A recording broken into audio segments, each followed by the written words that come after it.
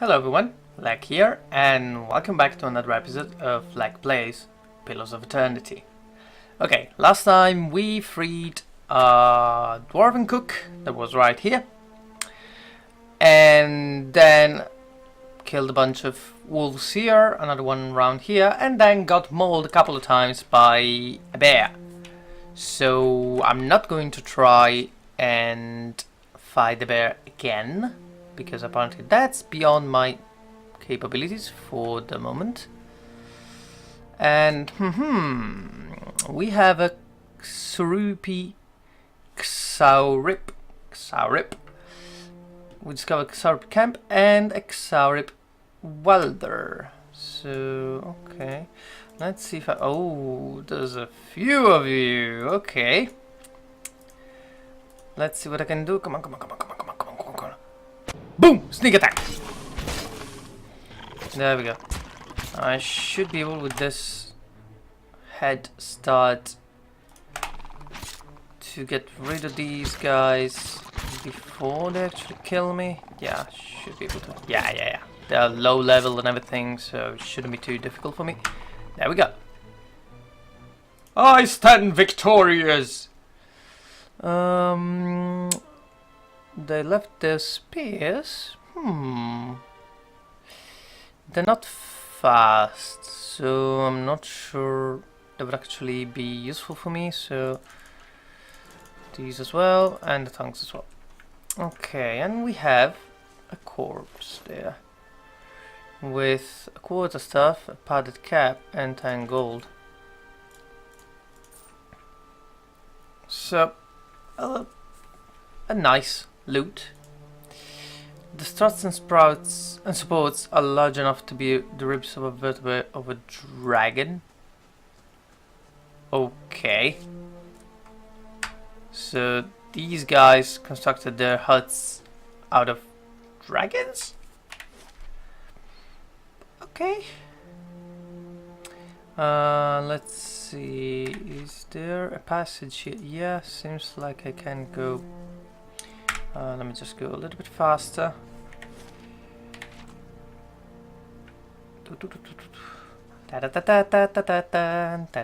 Ooh, look how fast I am.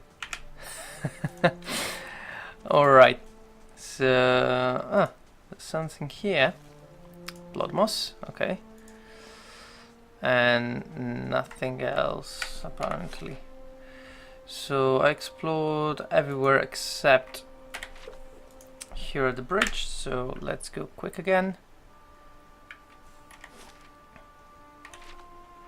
because right around here I can move to the next zone, and here as well I guess, and probably down here as well. So out with the fast movement. Oh, Nonton. Greetings. On your way south, is it? He wipes his brow, turning to face you.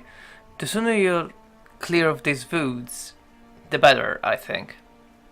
Sorry, I didn't read the flavor text before, the description text before, my apologies. If you want, go back a little bit, pause, read it on your own, and then move on. Sorry again. Our kind of woods attacks have been trying to get to the Gilded Vale. Never mind the woods, there is a strange machine in the ruins up north. There were these figures clad in black performing some kind of rite.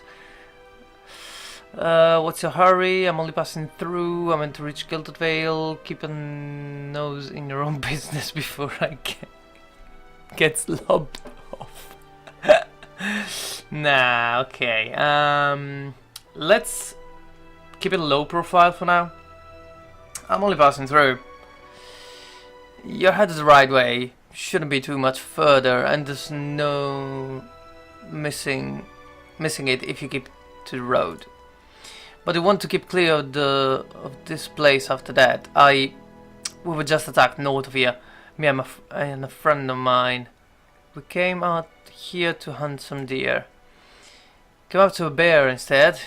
Great monster thing, and Pearly, he didn't make it. He shakes his head. I don't know what I'll tell his wife. In any case, this forest already cost me a friend. I'm heading home before it takes anything else. What happened to your friend? We didn't see it coming. Nelson's voice shakes a little as he speaks. We were following the stag. Pearly, you saw something in the brambles, and we went tearing off after it. We all but stumbled into the cave. Poor Pearl didn't stand a chance. The bear was on top of him before we knew what was happening. The beasts will take what they will, I suppose. He smiled sadly. And this time, Galloway's favor fell upon the bear. In that case, this voice already cost me a friend. Okay, same as before. Where did you find this bear? In a cave, a ways up that way. It turns to point to the northwest. I wouldn't seek it out if I were you. It was a great brute of a beast. Would hate to hear that it took another life. Who are you? Name's Nonton. Born and raised in Gilded Vale. Haven't had a spot of luck since. His face twists. Like at the Pearly, I suppose. Okay, alright.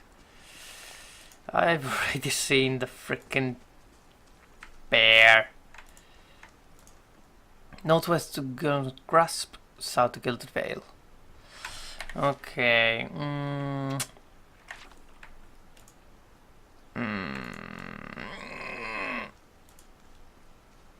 I don't know if I...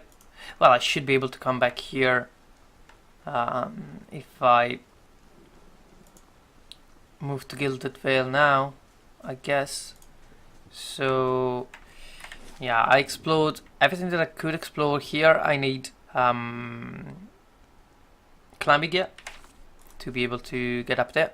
So let's go to Gilded Vale and see if I manage to find someone else or better equipment or stuff like that. So let's go to Gilded Vale. It will take 8 hours to complete the journey from Valewood to Gilded Vale. Okay.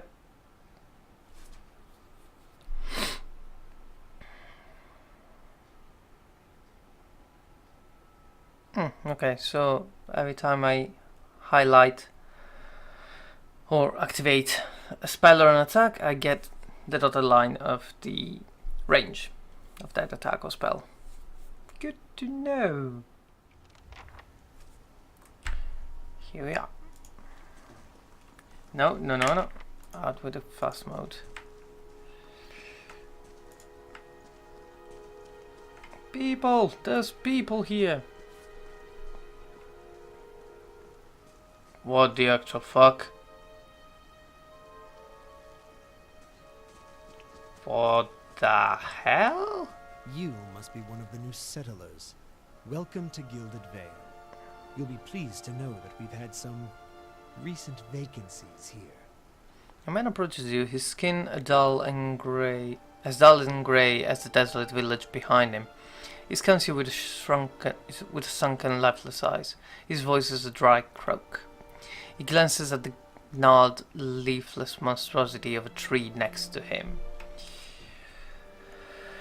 Do you welcome everyone this way? Are you mad? No wonder this place looks half empty. I feel at home already.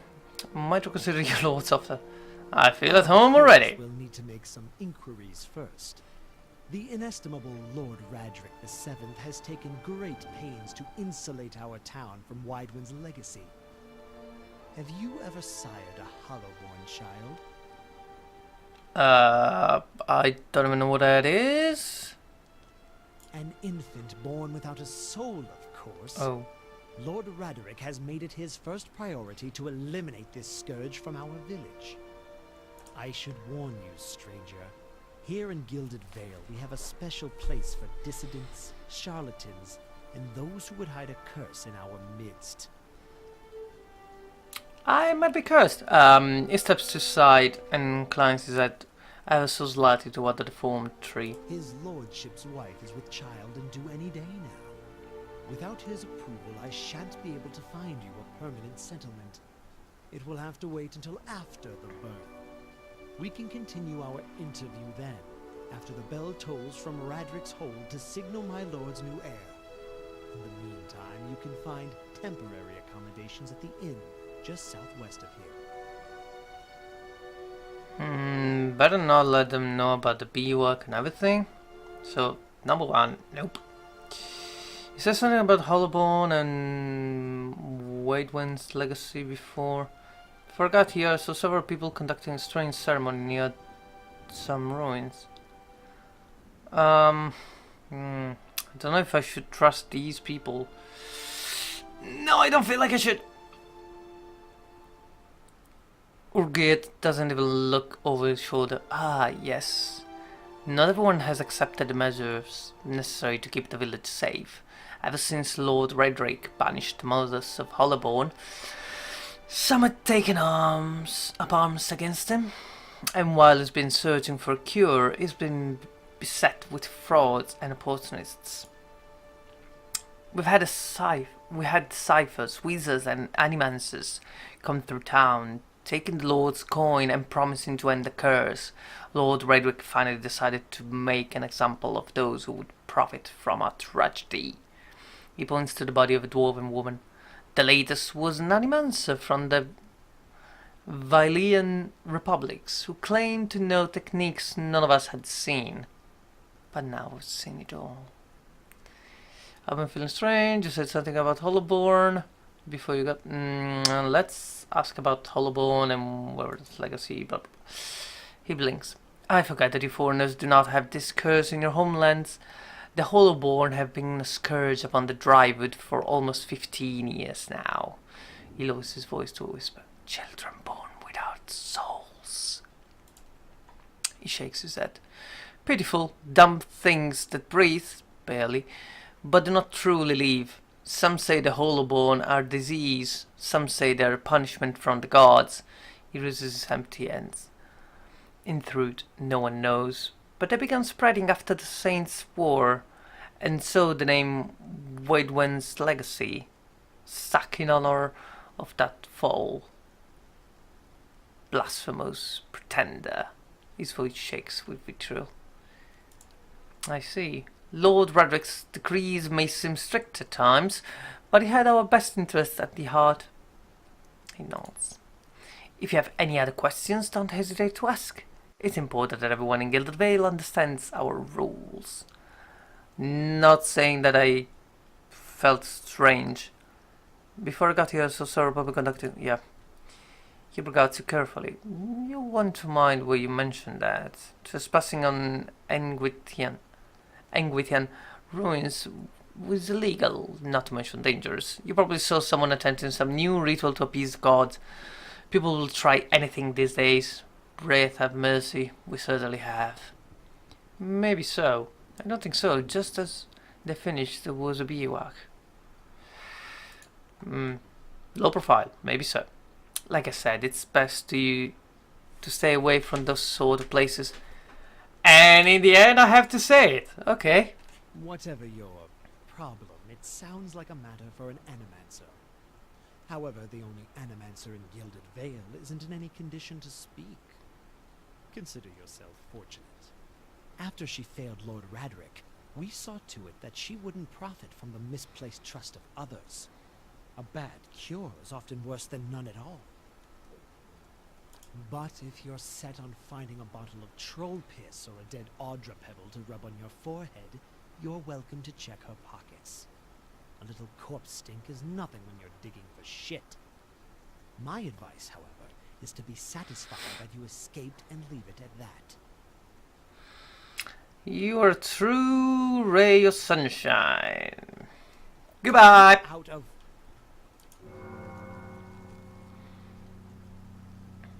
Listen! 2 tolls. Let that be the last. 3. Gods have mercy. It seems your arrival is ill-timed. Again looks out towards the east, his expression unreadable. He blinks slowly and turns his attention back to you. 3 bells toll only for the death of a Radrick. I fear Lord Radrick's heir is lost, or else Hollowborn, and so lost all the same. You should tread carefully. Circumstances have changed a great deal. A peculiar spasm crosses his face, and the corner of his mouth quirks up into a mirthless smile.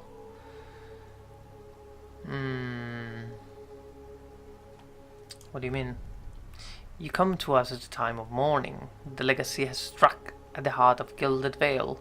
Our efforts to redeem ourselves in the eyes of Berath must be redoubled. He sets a steady gaze on you. Does this affect the Lord's offer to new settlers? I can be sure of nothing right now. I advise you to get some rest. The inn, or a stable for all I care. Find me afterwards. I will know more soon enough. Okay, bye-bye.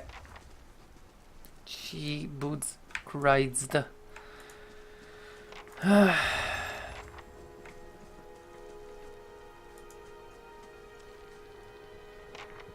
Scattered between the roots are branches of twine and bead, willing flowers and notes half erased by the rain. Were you looking for someone in that tree? I could introduce you. Looking for anyone who can help me feel better. Strange way to talk about your dad. No, I don't need any help. Looking for someone who can make me feel better. He gives an understanding nod and he takes a long drag from his pipe. My condolences. He exhales and turns his attention away, watching the village around him. Alright. Then let's move on. The inn should be around here. Things are bound to get worse now. Poor Afra is sore about her child. I don't blame her. I heard they fended off another attack from Lord Radic's keep. Wow, alright. You see 4 people gathered at the door of the inn. Their raised voice and chopping gestures suggest an argument reaching its climax.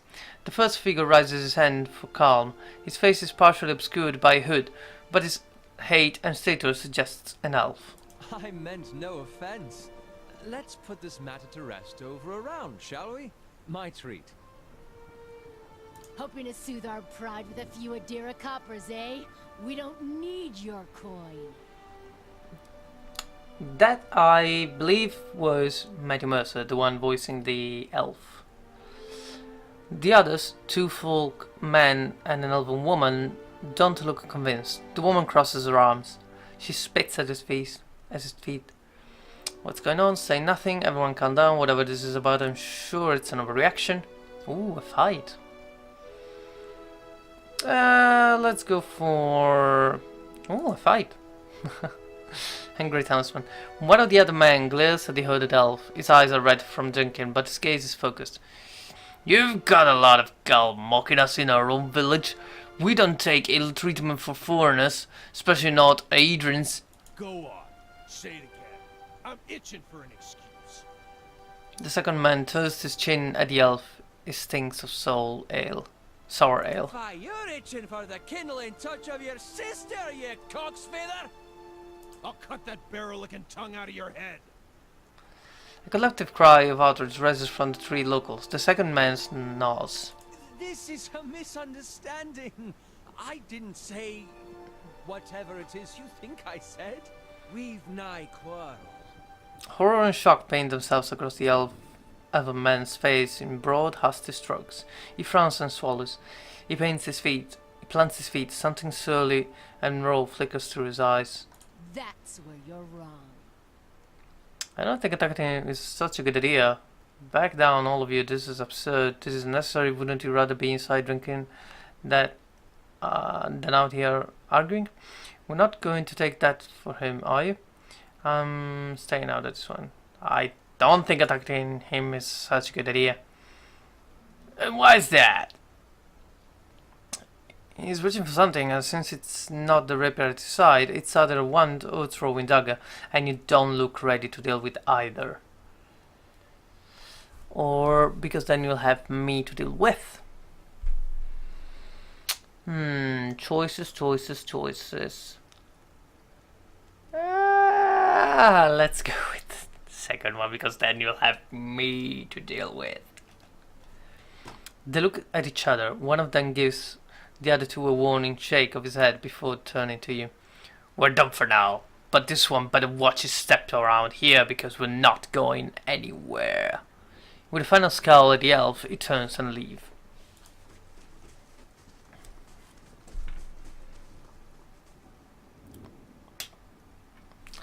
As the three stumble away, the elf turns to you, the tension almost gone from his smooth face. Not quite how I hoped to get to know the neighbors.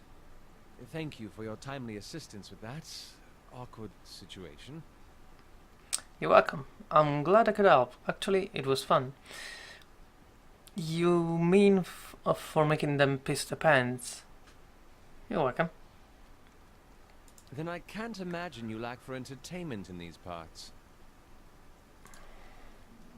He stood in his suit, and you note the remains of fraying embroidered on his clothes. His boots are caked with the dirt of many months' travel, but the leatherwork beneath is sturdy and fine. Well, I suppose introductions are in order after that little fiasco. Aloth Corvusser, at your service. Tell me about yourself. How did you manage to get stuck out here? You'd better have more to say for yourself than that. How did you manage to get stuck out here? That is something of a long story. Well, I'm a wizard by training, and an adventurer by necessity. I was born in the Seathwood, part of the mainland of the Adir Empire, and both of my parents served the nobility, which afforded me an education for which I'm grateful. However, there were no open positions in those houses, and so I decided to seek new means in a new land. Makes sense. And how exactly did you come to be here? I was traveling with a caravan, but we were separated near some ruins. Griffin ruins? Oh, those can be dangerous places during the best of times, which these are not. And half the locals would arrest you for trespassing, and the rest would kill you outright. I'm curious, what exactly did you find there? Several hooded figures operating a strange machine or a biwak. Bewitch. Let's go with several hooded figures. Alot goggles at you silently, apparently assessing your earnestness. Finally, he gives you a clipper, awkward laugh. You do manage to find yourself in rather interesting predicaments. Just how did you manage to cross those three drunks? I'm afraid that was a matter of misunderstandings and mistranslations. It doesn't help that people in these parts remember their war with Adir like it was yesterday. You did tell that one man to go fuck his sister.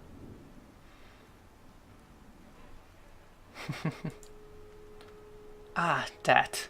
He clears his throat and adjusts his lips. As I tried to tell them, they misheard me. Happens all too easily after a few pints, and the accent doesn't help. I heard the same thing. For just a moment he looks as if he's about to say something else. His expression brightens with mischief. But before he can speak, he forces a tight smile, biting his lip so hard you'd expect to see blood. Finally his face relaxes, and he shakes his head. I should speak more clearly next time. My apologies. What are you doing, Gilderbay? I came looking for fresh air and cheap land. Instead, the magistrate gave me directions to the inn and a story about the local lord's expected wife. But I take it that's a familiar tale. And you? Like I said, I'm also a settler. I've been experiencing strange things of late. I'm looking for an expert on souls. Indeed. The local lord has searched far and wide for similar specialists. He has rid himself of them almost as desperately. He nods and acknowledges all three in the center of town. His darting glance takes in the tumble-town building and the fallow, rock-strewn field. I expect that such expertise would be best sought elsewhere. You don't exactly look like a settler. Begging your pardon, but neither do you. Yet, circumstances can find a person in the strangest of places. As should I, given recent events. It's just as well. I've had enough of the watered wine and lumpy beds at the inn. They say even the owner tired of the place. Just up and left one day. It explains quite a lot about the upkeep. Perhaps I could join you. I could use a change of scenery, and I find it's better to travel in numbers. So do I. Let's go then. I prefer travel light, maybe later. I need companions. Excellent. I shall follow you. Very well. Hmm? Then let me see, what do you bring to the table? Ooh, enable later armor with overseeing. But plus 10% ability area effect. Nice. And a normal cape. Plus a grimoire, obviously. And a scepter. And a rapier. Good, good. Alright. Let's get to the end. Turn in the dwarf rescue thing. And then I think it will be time to close. Indeed. Gods keep you. Hello and welcome to the... Oh, it's you, Tenfred told us what you did for him. It's such a relief to have him back. I can't thank you enough. Consider yourself a favorite of the house. Discounts on drinks, rooms. Tenfred said he wanted to whip up something nice for you. He's already back to work in the kitchens she loves. So, what would you like? I could use some reliable help. Do you know anyone looking for work? Oh, well, I wouldn't say I can speak from experience, but we do have certain sorts coming by looking for work from time to time. If you want to hire someone on, I'll be happy to send them your way. Let me see what I have to work with. Just a level 1 adventurer. You don't have enough money to recruit a level 1 adventurer. Okay, never mind that. Hey, level up! Nice. So let me just do the level up.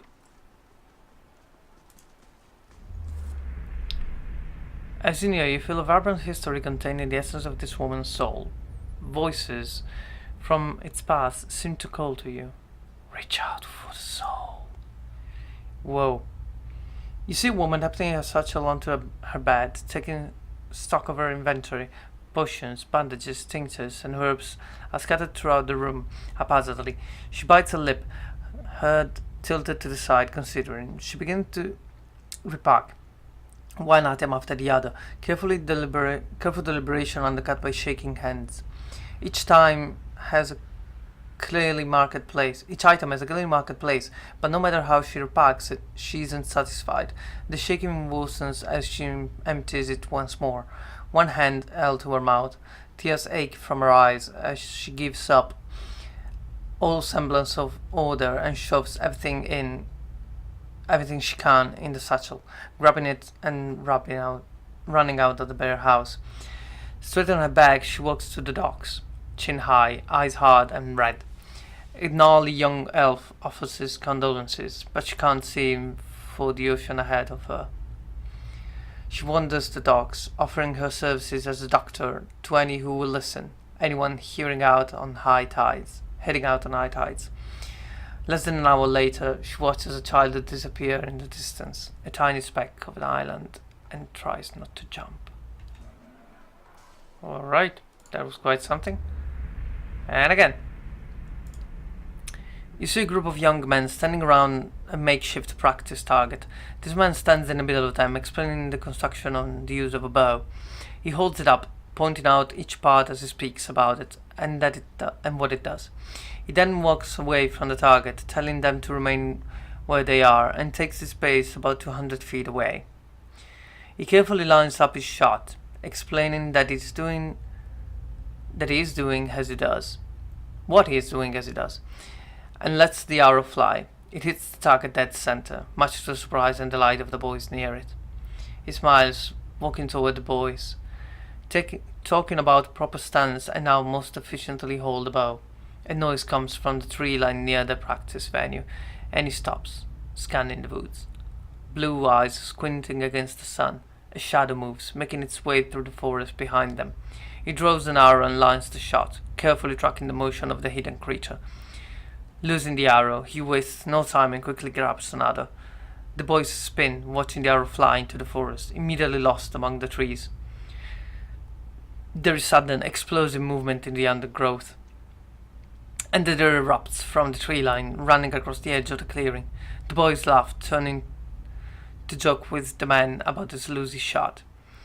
They stop talking, seeing him holding the bow and leading the deer with a knocked arrow. They drop to the ground as he loses his last arrow, which flies through and strikes the deer right behind the shoulder, piercing heart and lungs and dropping it dead almost immediately. The boys stare at the deer for a few seconds and then slowly turn to look at the man, newfound respect in their eyes. He smiles again and breathes in quite a sigh of relief. Alright. Let me go into the kitchen to see if my dwarven friend has anything to tell me. Hey man. Ah, it's you, my savior. He makes a sweeping gesture to indicate the kitchen around. It's so good to be back. Do not think I will let you go unrewarded.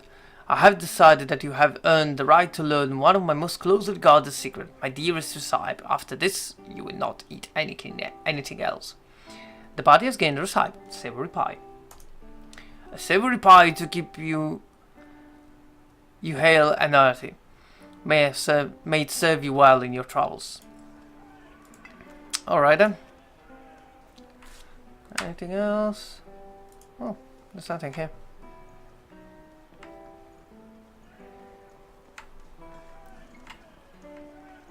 There's a lot to do.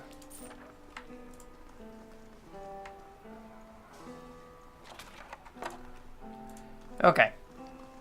Now that I have 2 characters, let me see if I can go back and 1, get up, 2, get rid of the bear. Because it was definitely something interesting where that bear was. Fast mode.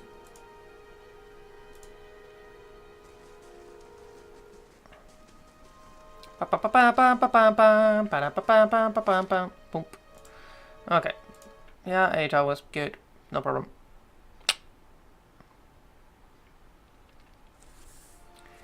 Okay.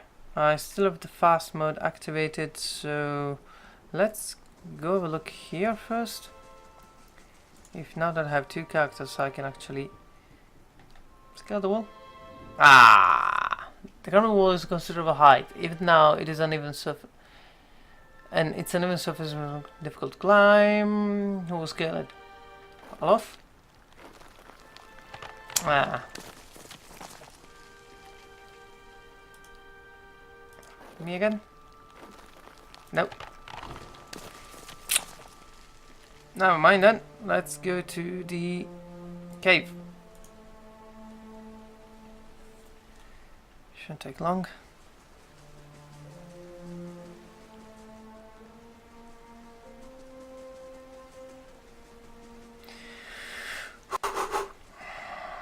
Alright. Tolkien will be up. Okay. Easy now.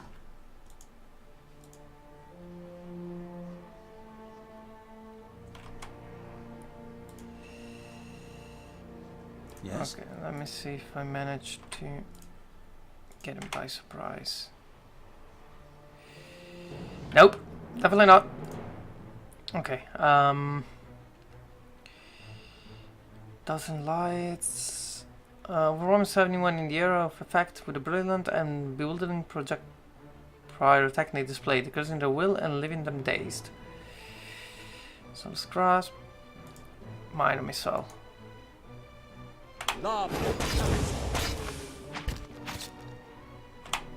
Wee! Wait. Alright, one more.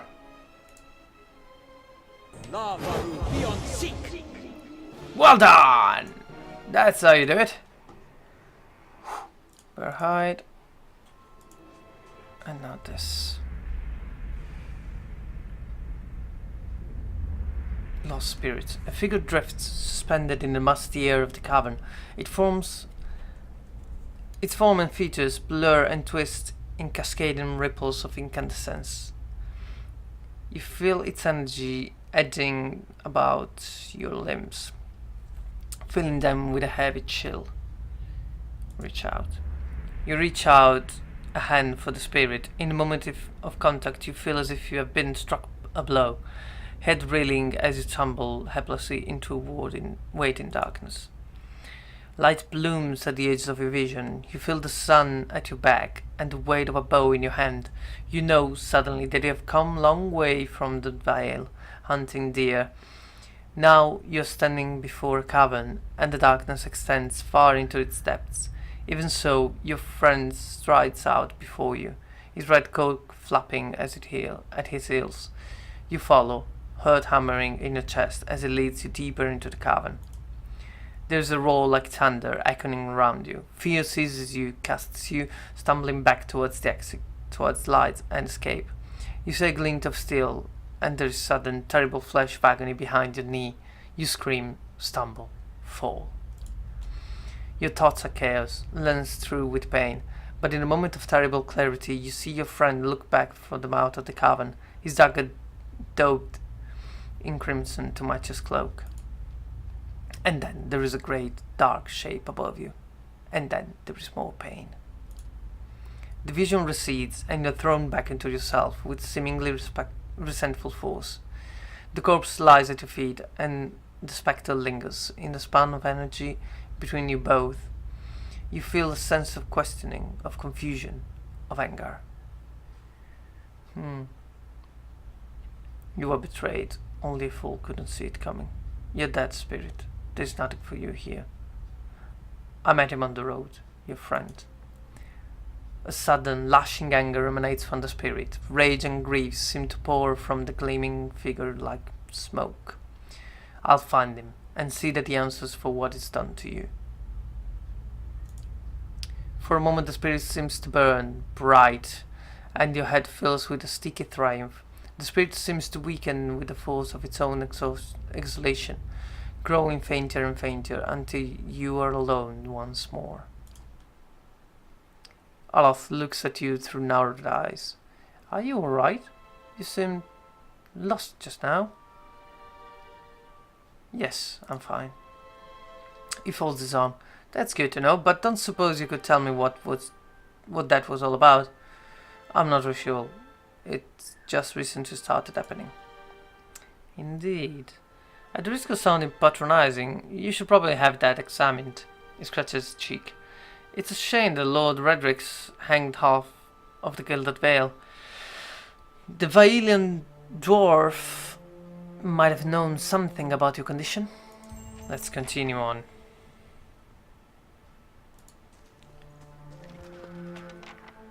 Great sword. Okay. And there's something else here. Okay, coral. My scroll to the eye socket and famous. Of course.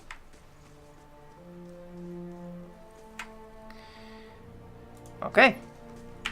Let's finish up this by going to talk with the motherfudger.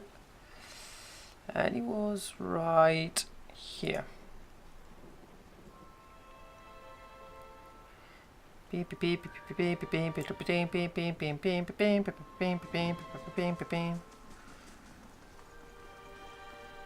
Nah, Elvis is not here anymore. Let's get back to Gilded Vale.